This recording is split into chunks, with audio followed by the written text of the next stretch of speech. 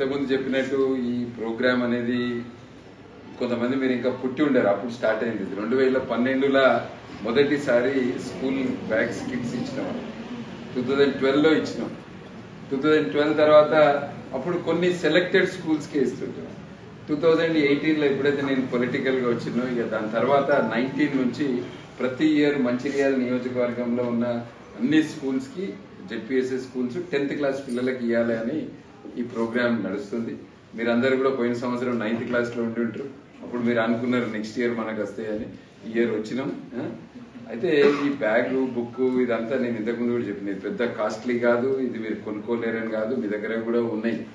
కానీ ఈరోజు ప్రభుత్వ పాఠశాలలకు కావాల్సింది కొంచెం ప్రోత్సాహం.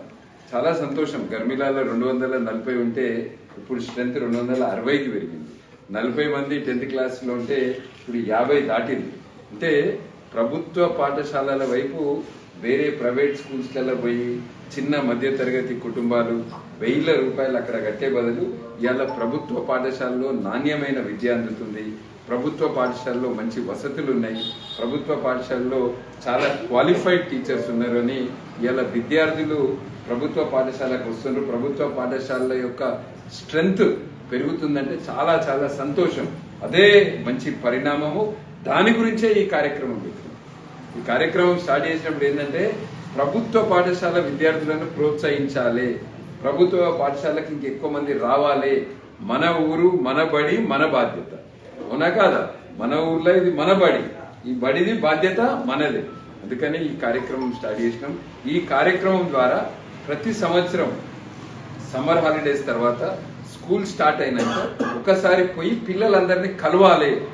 10th క్లాస్ పిల్లలందరినీ కలవాలి, వాళ్ళని కొంచెం మోటివేట్ చేయాలి, వాళ్ళని కొంచెం ఇన్స్పైర్ చేయాలి. మనం కలవడం వల్ల వాళ్ళు, ఎందుకంటే ఇన్ని రోజులు వేరే, ఈ 10th క్లాస్ అనేది చాలా మీ లైఫ్లో చాలా ఇంపార్టెంట్.